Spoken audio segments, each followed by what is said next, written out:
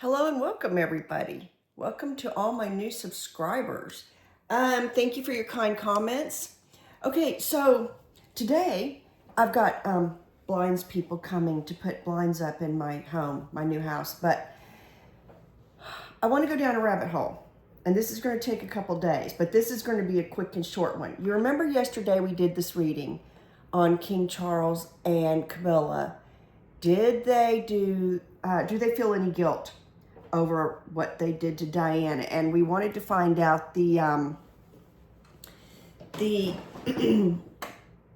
energies behind that and the motivations and whatnot. Well, I was thinking about it in the night. That's why the spread is still out here. And I realized, by the way, this is all allegedly. It's for fun and entertainment. That's what we do here. We just chat at the back fence. We ask our blessings on our readings to make them pure and holy and fun for everybody, hopefully. We're not mean and ugly here. We don't do... Although, we are going to get down to some meat of this one for the next few days. So, the situation of the reading yesterday was... the question was, do King Charles and Queen Camilla feel guilty about the way they treated Diana? The situation or the heart of the reading was the Knight of Hearts. And as we noticed when we looked at it yesterday, it's a filmy kind of, he's not really there, is he? He's not really committed. Now, this knight typically is an emotional knight. He's a loving knight. He's a queen.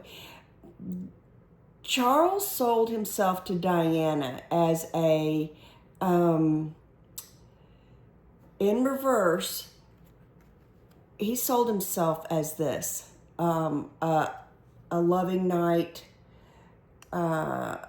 She had not had a happy childhood specifically so much. She saw a lot of, she thought he was going to be a kind and gentle spouse. She thought, at this point that she accepted the proposal, he had sold himself as something he wasn't going to be able to live up to. He had no intentions of leaving Camilla behind at all. And in fact, it came to me in the night in a download that they had actually discussed the fact that she would continue to be his mistress, just like I think it was her great-grandmother was a mistress to the king. And so this was not it was not a new game to Camilla. As we learned from the royal biographers yesterday, she figured she'd have the country life with him and Diana could have the royal life. We'll look later in another reading one day if Camilla was truly committed to becoming queen. I think she was. I think it's what she wanted all along. But obviously at that time that all this was happening with the proposal, that was not on the board because he needed to have children and whatnot. The cross of the energy is the moon in reverse. And as we noticed, it's a wolf consuming this young girl, which Diana was very, very young. Now, again, I want to emphasize to everybody, I have no dog in this fight. I'm American. I'm in Texas. We don't do royalty here. But today is Diana's 65th birthday, and I'm 64, so I did feel some true empathy. And anyway, you would with a mother, young children, wouldn't you? So we learned from this reading that this was something of a karmic wheel, right? Because in reverse, we have the Empress. He just needed children. That's what Diana was. They just needed children. And the Three of Hearts in reverse, there were three of them in this marriage. It was exactly what she said. In a lot of cases, Diana very succinctly told us. And we see that Charles wants to be remembered. He's trying to wear many coats, right? Coats of many colors. And we've seen that today. This is the Eight of Hearts with, they have sneaked in some kind of, I guess while everybody's been doing this back and forth with Harry and Meghan, are they coming, aren't they coming? King Charles has managed to sneak in something about the faith, the defender of the faiths in England and whatever. And I didn't follow all that yet. I'll get to it, but Dan Wooten was talking about it this morning. So I do believe that people in England are feeling very, like Christianity is very much under attack, and that his alliance is more with Islam than it is with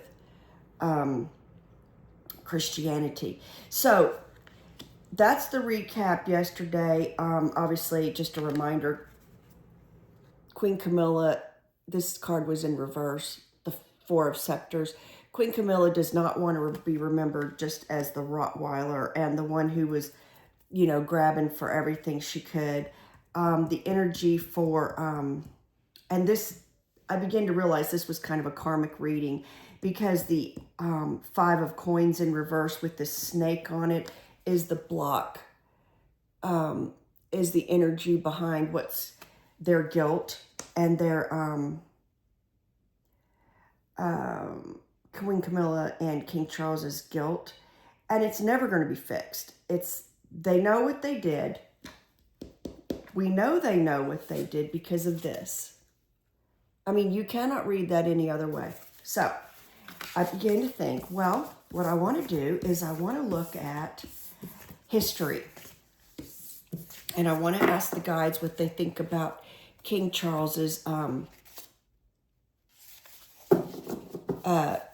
kingship. So, but today with my blinds people coming, I only have time to do a short reading. So I'm going to do that real fast. And then tomorrow I want to look at what King Henry VIII. Now he was big for monkeying around with religious history, right? He redefined his kingship by not wanting to be involved with Catholicism. He basically wiped that out of England. And then his daughter, Queen Mary, came in, and that's why they called her Bloody Mary. She was very bloody about bringing Catholicism back in. And then Elizabeth I, Anne's daughter, came in, and she was known as a great queen because she ushered in more progressiveness and, you know, acceptance of whatever faith you want to be. But at the same time,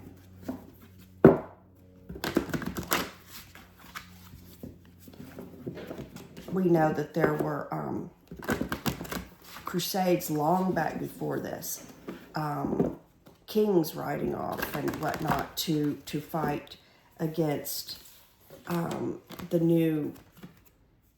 the Islam that was rising. Also, I want to look at Queen Boudica or Boadicea.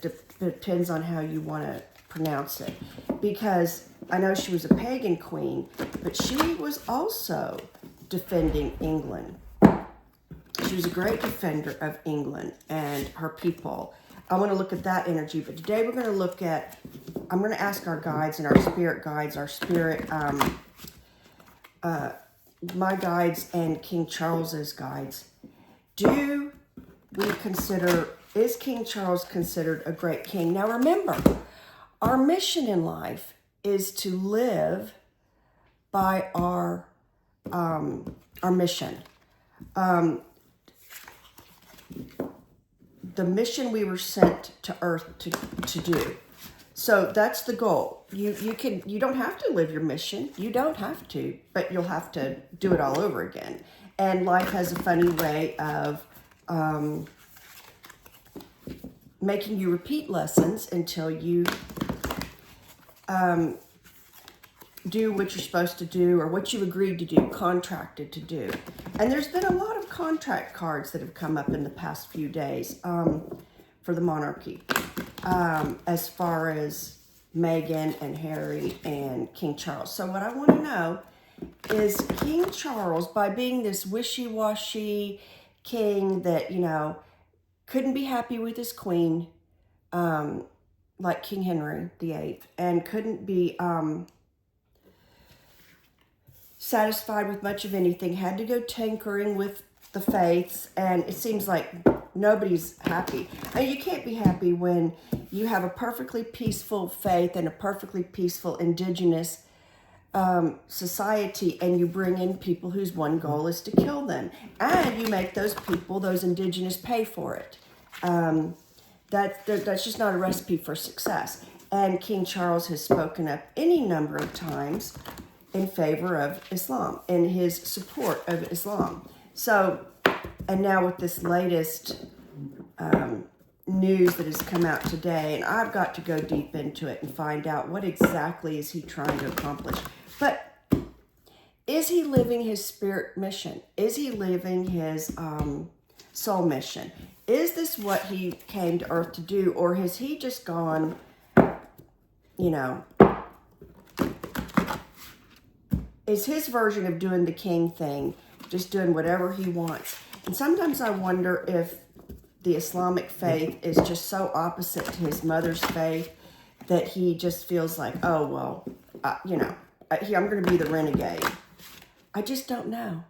So we're going to look at his guides and find out, is King Charles doing the work he came to earth to do? So while we may not look at him as a good or great king, is he doing the spiritual mission that he came to do?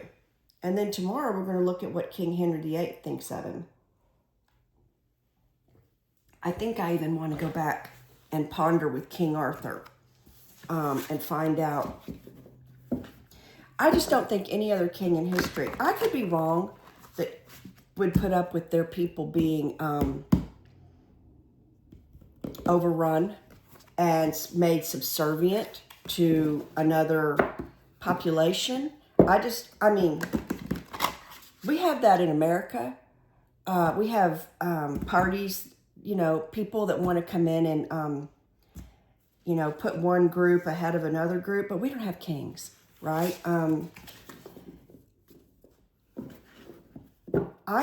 beginning to think Charles was a useful tool that Islam got to early on when he was young, people in power, and then all these other people in the government that have come in that are super supportive of the government bringing in folks that intend to wipe out the indigenous. I'm beginning to think Charles was very much a useful tool. And I'm not sure, although Princess Catherine wears a cross every now and again, I'm not sure I have a whole lot of hope for William being, I mean, he's already spoken out for his support of Islam. So I don't know. We're going to have to wait and see. And I might do a reading on that too. I got a lot. And a couple of people have sent requests, and I thank you, and I'll get to those too. But anyway, for right now, is King Charles living his soul mission, what he agreed to do on this planet? Is King Charles living his soul mission? And we're going to do a Celtic cross. Let's see. And these are super big cards, so I'm going to try to fit them all in for you. The situation or the heart. Page of Cups. Can you see that? Okay. This is immature energy. This is young energy. This is emotional energy. And of course, the fish has often been looked at as a symbol of early Christianity because the early Christians were not allowed to be Christians, right? They were persecuted for it. So the drawn fish began to be the symbol, the secret symbol, right? So let's continue reading. What does this mean? The cross. Three of Wands. Well, he wants to be celebrated. He may be thinking he's bringing in a new thought that's appropriate. He may think he's being very progressive and that this is what's needed for England, and he may not see anything wrong with it. And let's see what else his guides have to say. Let's see the underlying thought process, or the underlying the deeper element. Oh, the Tower. Oh,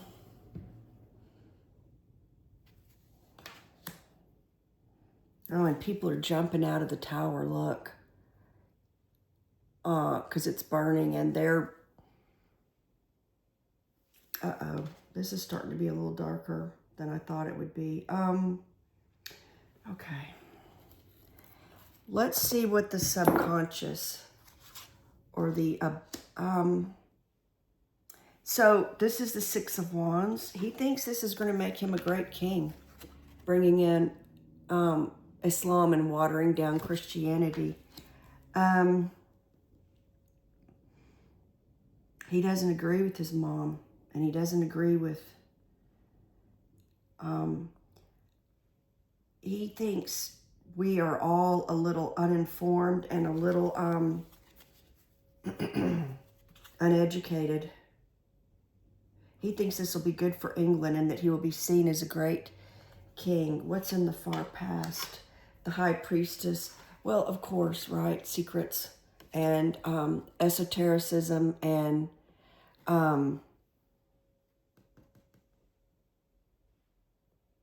this would be pagan energy. But there's a cross right in the middle of her chest. Look at that. Oh, and interestingly, and I'm not sure, anybody that has these large cards, this is the giant, it's called the Giant Rider-Waite Tarot deck.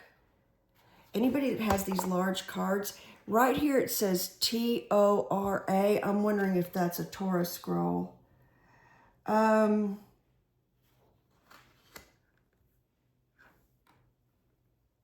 So if you can see it better than I can, please chime in. He may think that this is a way to save England.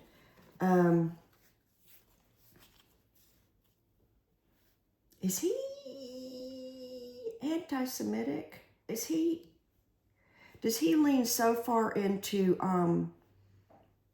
Islam that he's anti-Israel? And some of you English historians, British UK historians will know better than I do. But this is weird, isn't it? It's very, very weird. I'm wondering if this is his private fight against Judaic, against his Israel. What's coming down the pike? The Hanged Man.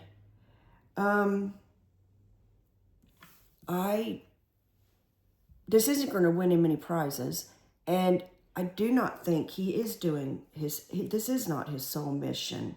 He is not in alignment with his soul mission. He is not. And I'm not going to try to offend any people here that may be Muslim. I know lots of them. One of them gave my son his most wonderful recommendation for medical school. The only person that's ever had my credit card to run my business for 15 years was a Muslim. But these were Muslims who had, they were Muslim, but they had left the faith, right? They weren't this new group that's being shipped in to every, from every anti-Christian country. And why, they don't want to settle in other Muslim countries. They want to come take over Christian countries. Charles is out of alignment with his soul mission. And you know what? This man has been unhappy all his life, hadn't he? And he's always had his head in the clouds. And that's what this card is. So what are Charles's hopes and fears? The Hierophant. He thinks he's helping the monarchy. He thinks that by making these decisions to be to bring in so much favoritism towards this people that is turning England into something that it doesn't want to be. He thinks he's going to improve the monarchy. He thinks he's being progressive. Because, I mean, he wouldn't do this if it was Catholicism, right? Oh, Queen Boudica's going to have plenty to say about him, I think. What is the hopes and fears that the royal family, that the institution has for him, for his kingship? Oh no, 9 of Swords. This is ruinous, absolutely ruinous. This is not what is right for the monarchy at all. And it may be that he thinks, I mean, he's so busy doing his king thing, what he wants to do, that he's not living his soul mission. And when we're out of alignment, I mean, your purpose is shadowed. It's and he's always been out of alignment. What's the cross? What's the conflict? What's going to keep this from being a happy ending for him? What do his soul got? What do his guides?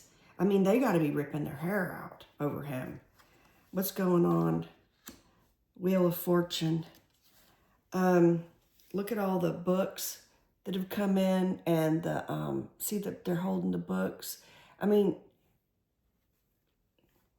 there's 4 angels and seraphim and things like that. They're all holding books, and there's a demon holding up the world, and then there's a sphinx. His guides are trying so hard to get his attention. They're trying to, and I'm just going to say it. I mean, like I have always been very honest. I mean, I believe that Muhammad was the Antichrist. I think that's who Jesus Christ was talking about. And I think we can see on our planet today that it's definitely not been good for us, but there's powers that want to bring down the monarchy. And again, I have no dog in this fight, okay? I live in Dallas, Texas. Used to have a home in Richmond, Virginia. I don't care. I care for the people of England. Do you know what I'm saying? Like, I care for all the people of this planet, and I don't see how this is making it better. My job is to help people and to help animals and the planet. That's my soul mission. And when you live out of alignment, it's very much 9 of Swords. But they are trying so hard to get his attention, and he's just stuck on himself. And I'm what he thinks and what he believes. And I'm not sure how much the medicine that he's taking and everything else is. But for him to get from being celebrated, which is what he wants, to the hangman energy, which is coming down the pike. I mean, he's out of alignment. He's not going to be celebrated.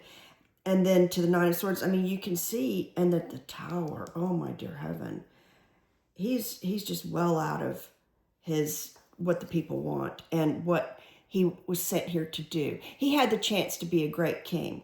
And we remember King Henry VIII, although he was educated, and we remember him for his wives, right? And the thousands of TV shows that that his ego got him into. Well, Charles is having an attack of ego and has all his life. What's the likely outcome? The Queen of Cups. I don't think his mom was too happy.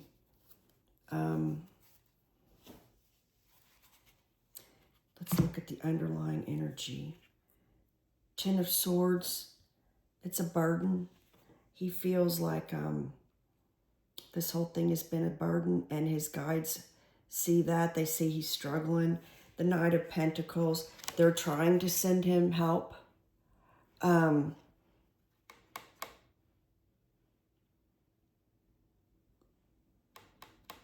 Black Horse. This is William. I think William's going to have to be, because I'm getting Queen Catherine energy off of this. But look, he's going to try to run off with the swords. He just cannot get out of his own way. So anyway, I'm sorry guys, that turned out to be dark. I'm going to let y'all go. If you enjoyed this, like, subscribe, comment, give me your thoughts, and I will see you tomorrow, and we'll talk about King Henry VIII and maybe King Arthur. Bye, everybody.